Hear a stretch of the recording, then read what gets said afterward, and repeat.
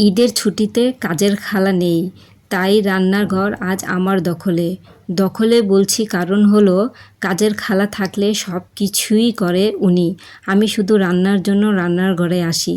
আজ খালা নেই, সেই সুযোগে রান্নাঘরটাকে একটু ভালো করে পরিষ্কার পরিচ্ছন্ন করে ঝকঝকে তকতকে করে নিলাম।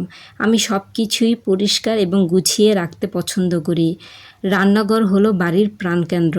একটি সুন্দর ও গোছালো রান্নাঘর রান্নার কাজে যেমন আনন্দ দেয়, তেমনি পুরো পরিবারকে সুস্থতার সুরক্ষার ভূমিকাও রাখে। রান্নাঘরের জিনিসপত্র ছড়ানো থাকলে রান্নাঘরটিও এলোমেলো দেখায়। তাই আমি চেষ্টা করি যেখানে যে জিনিসটা রাখার দরকার সেখানে সেই জিনিসটাই রাখি। যেমন সচরাচর যে জিনিস প্রয়োজন হয় না তা আমি দূরে বা উঁচুতে তুলে রাখি। আর দৈনন্দিন রান্নার প্রয়োজনে যেসব জিনিস যেমন মশলা, হাঁড়ি পাতিল লাগে সেইগুলো আমি হাতের কাছেই রাখি। আমি আরেকটা জিনিসকে অনেক বেশি প্রাধান্য দিই, সেটা হলো সাদা। আমি কালারফুল রংচং মিশানো কোনো জিনিস আমার ভালো লাগে না।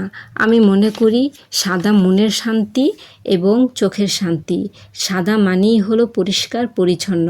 তাই আমার মশলার কৌটাগুলো আমি সাদা রাখারই চেষ্টা করেছি। আরেকটা জিনিস আমি রান্নাঘরে রেখেছি, তা হলো গাছ। আমি গাছ দিয়ে যেমন আমার বারান্দা থেকে শুরু করে মেন দরজা পর্যন্ত সাজিয়েছি প্রতিটা রুমে, তেমনি রান্নাঘরেও আমি রেখেছি কিছু জীবন্ত গাছ, যা আমার মনকে প্রশান্তি দেবে। রান্নাঘর যদি টিপটপ রাখা হয় তাহলে আপনার রান্না করতেও ভালো লাগবে। দেখেন যেখানে যেটা রাখার দরকার আমি সেখানেই কিন্তু রাখছি। যেটা আমার প্রয়োজন আমার হাতের কাছে রাখা দরকার আমি সেটাই হাতের কাছে রাখছি।